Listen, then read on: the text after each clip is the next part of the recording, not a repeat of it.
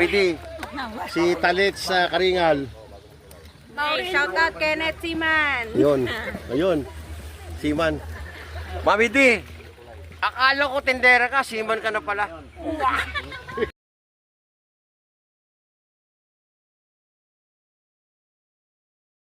Gamit ko dito sa Bangkod. Ano to? Matinaw Spring. Matinaw Spring dito. Nagbike ako sa Mindanao eh. Namit ko yung mga pamangkin mo. Small world talaga. Pupunta ako dyan sa tindahan mo pag ako nakauwi ng Cavite. Magbabike ako dyan. Akit ako ng Marcos Mansion. Diretso ng Rempal. Okay? Eto, namit ko itong pamangkin mo. Ang cute. Isang cute, isang acute. Okay guys. Mwah!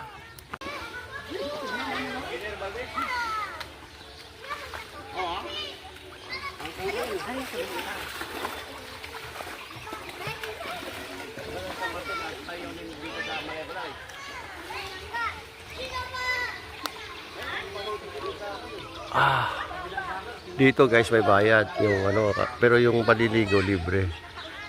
Ganda. Lalaki ng mahogany tree. Kaya malamig dito eh. May puno.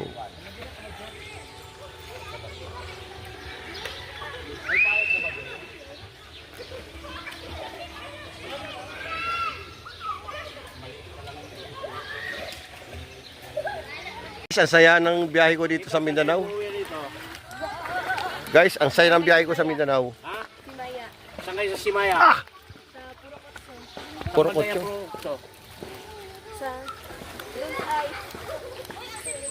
Ganda talaga eh. Guys, ang ganda ng view. Maganda ang view guys. Kilala yung mga Valdez.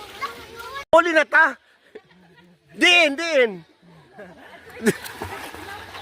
Matugnaw ba? Matugnaw? Guys, Bisaya ko ngayon. Kailangan ko mag-practice ng Bisaya. Kaya mga gwapa di ay mga kadalagahan. Dini. Tama ba yun? Tama? Dili.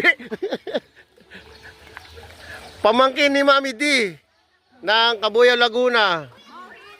Maurin, Karingal. At Alice, Talits, Karingal. Mua. Ano pangalan? Ilang taon? 18 years 18. old. Ikaw? Julius. Ilang taon? 15. Ya. Ikaw? Kriza 17. Guys, pwede na mag-asawa itong mga ari. 18, 17. Ako guys, 19. Nung araw, 19. Ngayon, 19 forgotten na. Tama. Let's go na kay Kakondo. Giniginaw ka na daya. Matinaw ba? Ano sa dagat? Ano sa Bisaya maginaw? Tugnaw. Matugnaw. Pwede ba inumin to? Ayaw ko, baka magtaya ko. Baka nagbabi ako, pururot. Ito si Mami D. Si Talits, Karingal, namit ko, pamangkin mo raw siya. Ikaw, pamangkin ka rin? Ako po ang pamangkin pinsan siya. Pamangkin ka rin, pinsan. Guys, itsahin ko si Mami D. Sa salita. Guys, akalain mo nandito sa barangay, barangay Tinglawan? Bangkod. Bakit tinawag na Tinglawan to? Dahil malinaw ang tubig? Matinaw pala. Kasi sa Tagalog malinaw, di ba? Ang matinaw. Ikaw, marunong mag-Tagalog? Yeah. Ba? Yeah, English yun eh. Yeah. Akala ko Tagalog. Yeah, English yun. Inglesero mga tao rito, guys. Sabi ko Tagalog eh. Yeah. Masaya. Mwah. Guys, hindi lang babae ang naglalaba. Meron din mga lalaki. Ano pa rin sa amin? Hindi marunong maglaba. Ayan, katunayan oh. Hindi yan lalaki talaga yan. Ayan.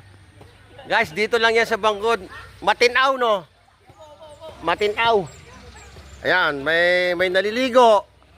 May naghihilod. May umiihi. Hindi natin nakikita. Umiihi ang mga yan eh. Yung mga bata umiihi. Yung matatanda, ewan ko.